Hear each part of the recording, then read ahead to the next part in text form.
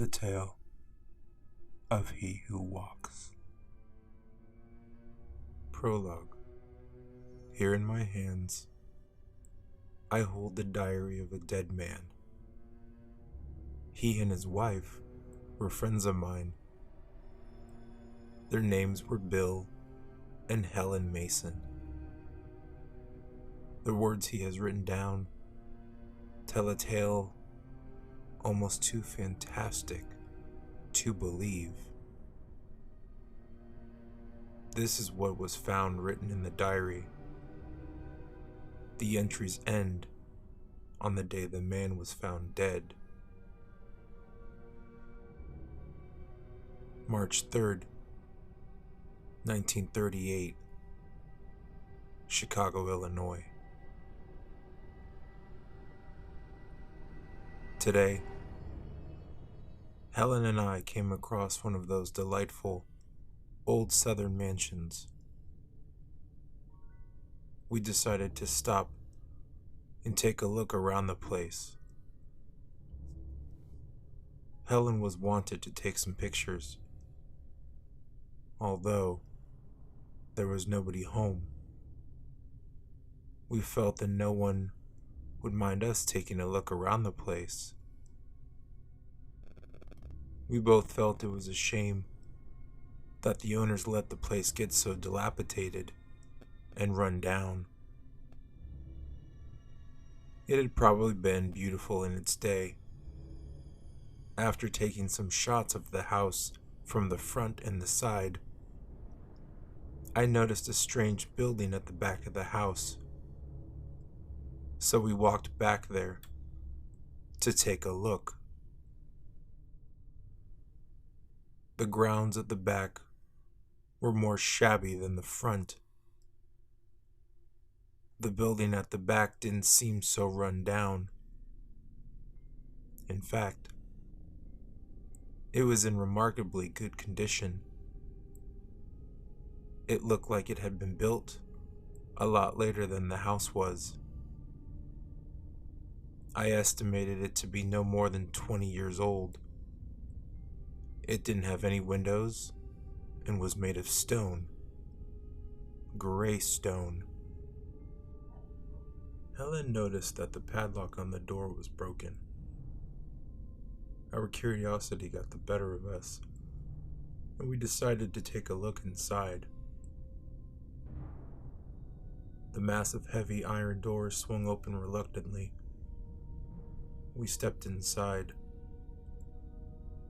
Although there were no windows, light entered the structure through a skylight in the ceiling. The cold, damp, musty air chilled our bones. There was a large stone block in the middle of the floor, right where the light was coming down from the skylight. That was when we realized the building was in fact a mausoleum, and the stone case on the floor was a sarcophagus, a stone coffin. Although there was nothing else in there, it felt strangely crowded, as if there were things there that we couldn't see. Helen decided to take out her camera. She wanted to get a picture of the sarcophagus. All of a sudden, we heard a man yelling at us. "Hey, what are you two doing in here?" "We noticed the lock was broken, and we came in to look," I said. "You shouldn't have done that," the man warned us. "We didn't mean any harm," Helen protested. "He won't like it," the man told us, ominously. "Who is he?" I demanded.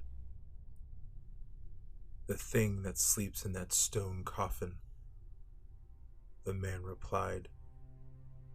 You didn't notice the writing over the door as you came in, did you? That's a shame, 'cause you didn't know what you were getting into. I don't understand, I told him. We weren't trying to steal anything. That don't make no difference, the man said. He doesn't care what your reasons were. Who's he? Helen asked. They called him Mr. Thomas when he was alive, the man told us. They call him the death that walks now that he's dead.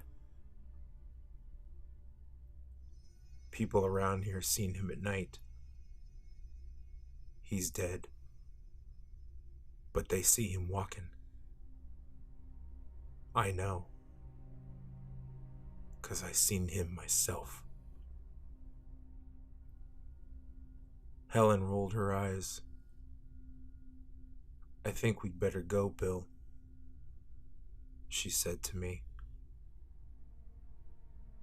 You don't believe what I'm telling you, the man said. That's all right with me.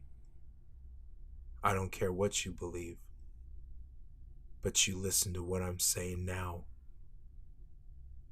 If I was you, I'd get away from this place as fast as I could. And not just this place, but this town. Why? Helen demanded. Want me to tell you a little story? The man asked. All right. Maybe you'll believe me then. Old Mr. Thomas came from some place in Europe. I say old, but he really wasn't old. Just seemed that way. He bought the house and grounds here and had them cleaned up till the place looked like it was brand new. Then he started building this here building. There was something funny about old Mr. Thomas. Something in his eyes that made you frightened of him. His eyes, they looked like the eyes of a dead man. He didn't act like anyone I ever knew. He was always talking about death, always telling me how he could come back after death. I was the caretaker then, just like I am now. After this building was completed, I used to watch him at night. He'd come out here. It seemed like he was in some sort of trance. He'd stay out here for hours. And when he'd come back to the house, his eyes would glisten and shine, so you couldn't hardly look at him. A week before he died, he told me that as long as I live, I was to take care of this place. 'Cause if I didn't, he'd come back and kill me. And then he died, just like that. And he was put in here, in this coffin. One night, about 2 months later, when the moon was full, I heard a noise. And when I came out to look, I saw the door to this place opening, and him come out in the moonlight. I could hear his footsteps, something queer and dragon-like. Then he turned around and I could see his face in the moonlight, pale and pasty and sick-looking. Those eyes of his seemed like two burning coals of fire. He seemed to be looking at me, and I heard him say, "They have disturbed me, and the moon has awakened me.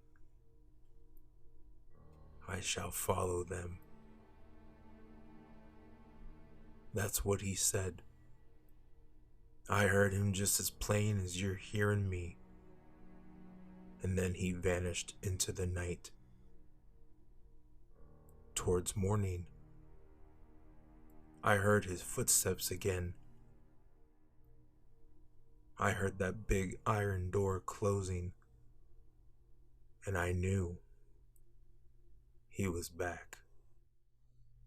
The next day, I heard Ralph Cummins died the night before, screaming something about not meaning to go into the mausoleum. I knew who killed him. This had happened again and again for the last 10 years since he's been dead. Folks around here say he'll follow you wherever you go if you ever come inside here. "Why haven't you been killed?" I asked. "Because he needs me," the man said. He ain't gonna kill me. But if I was you, I would get out of this part of the country just as soon as I could. A shiver ran down my spine in Helen, and I turned to leave. "We'd better get going," I said. "I wish I'd been here when you came," the man said ruefully. As we walked out, we looked up and saw the writing above the door. It read, in capital letters, "If you enter here into the realm of death, I shall follow and bring him with me." March 3rd. Later. As I sit here and write these words, it is late, and the moon has risen full in the sky. Helen is standing by the window looking out. For some reason, I am dearly frightened. Yet I know that a few months from now, I will laugh at the memory of my fright. However, in the morning, I do believe that we will leave this place. Helen is glad. She doesn't believe the caretaker's story, but she is concerned, just as I am. It was a beautiful night. Helen and I looked out the window. The moon was so big and full.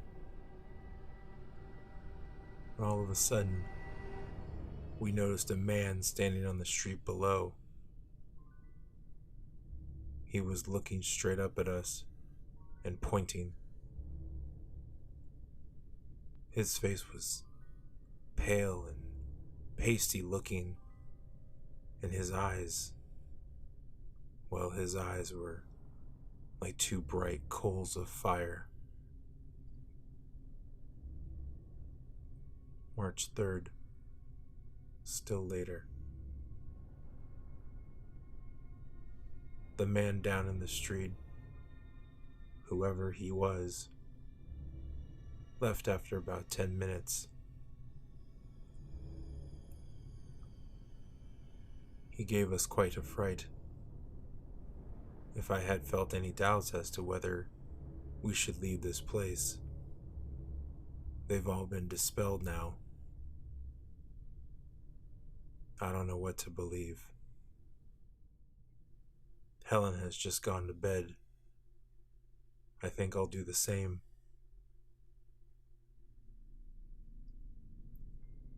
March 4th, 1938. As we were settling down to sleep last night, we heard footsteps pacing back and forth. They were coming from the room above us. I shouted down and complained to the clerk at the reception. He informed us that the room above ours was unoccupied.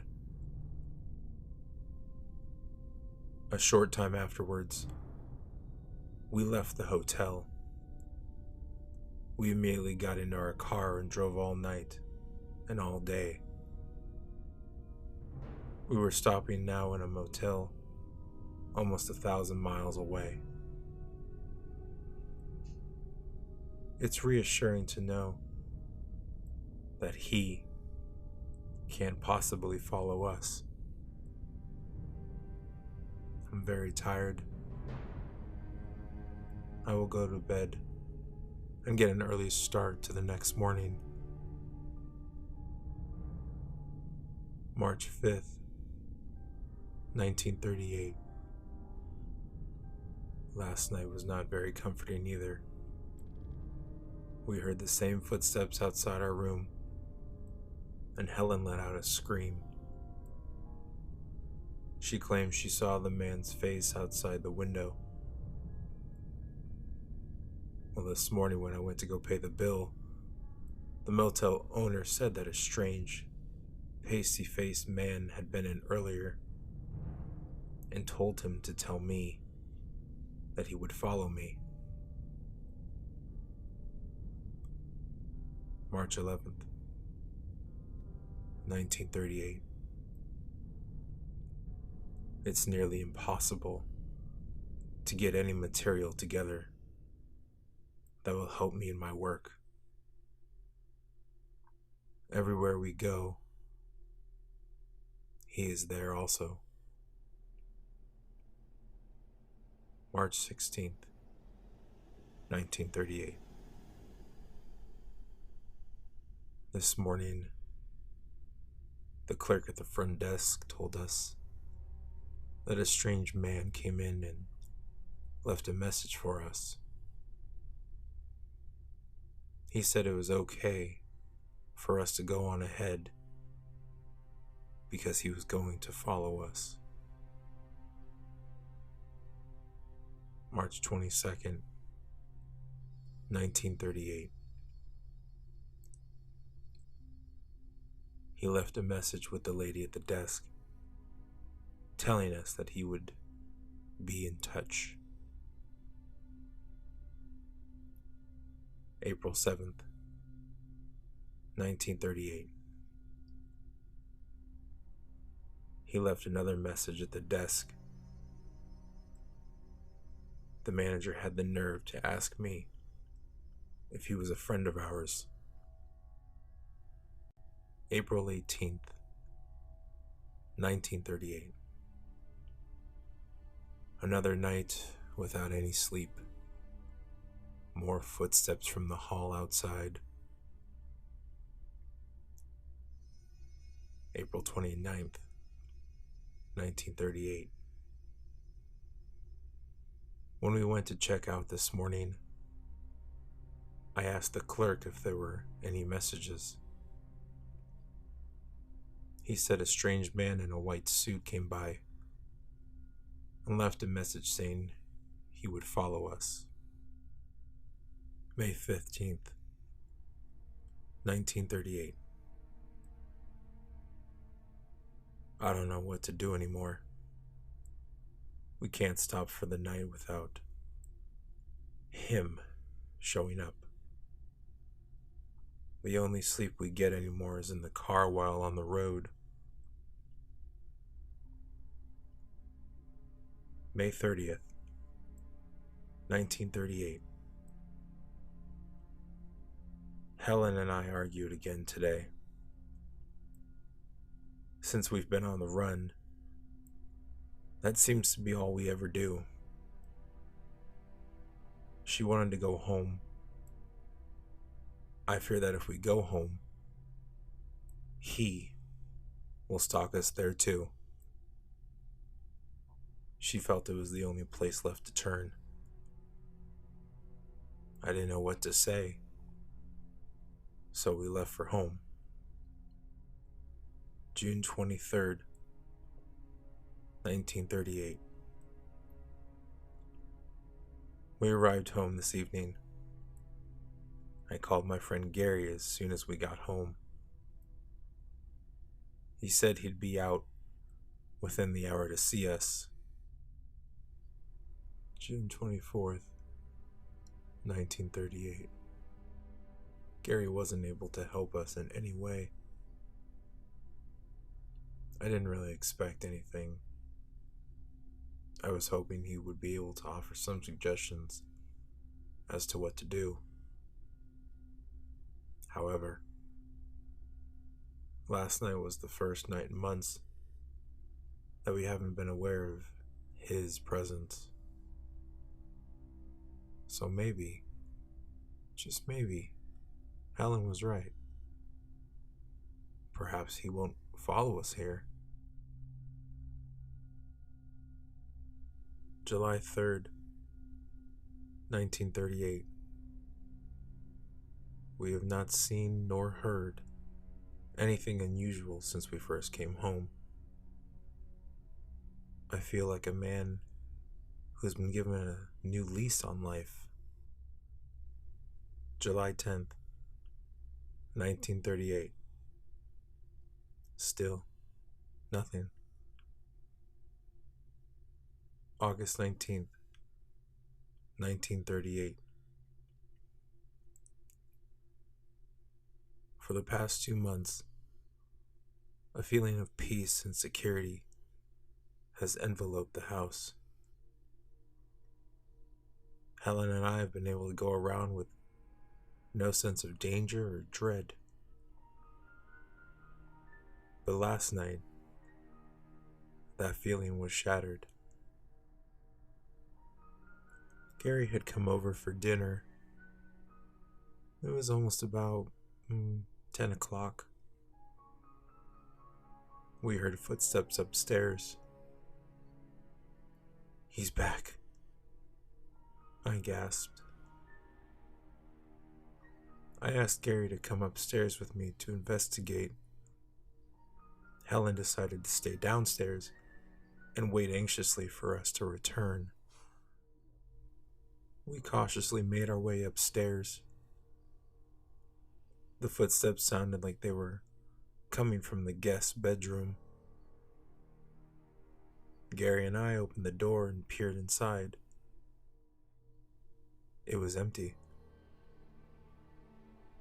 All of a sudden, we heard a scream.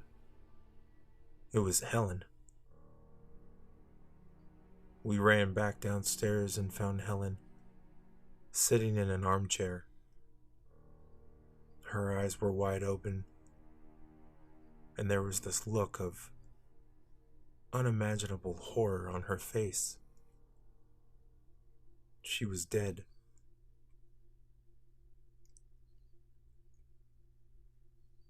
August 23rd, 1938. We buried Helen today. As I sit here in this empty house, writing this, I know that soon he will come for me too. I write this in the hope that someone will find it, read it, and maybe understand my death. It's lonely here. Yet, suddenly I have the feeling that I am not alone. Someone is here with me. He is here, in this room with me. He is here, in this room with me.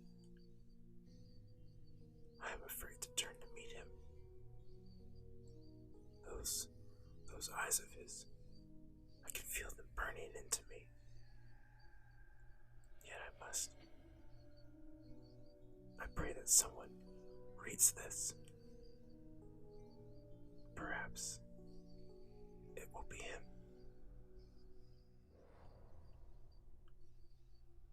The diary ends here. I have read the manuscript in full. I can't shake the feeling of creeping horror that runs through the pages.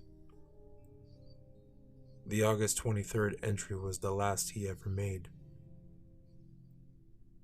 Later on, the man was found dead in the very room he wrote about in his diary. There was a look of unimaginable horror on his face. The coroner couldn't determine a cause of death, but you and I know what killed him. The death that walks. Well, hello everyone.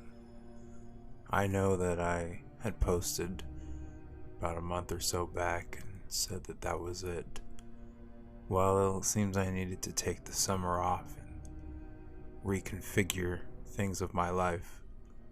And I have come to the conclusion, with the help of my queen, that I will continue this.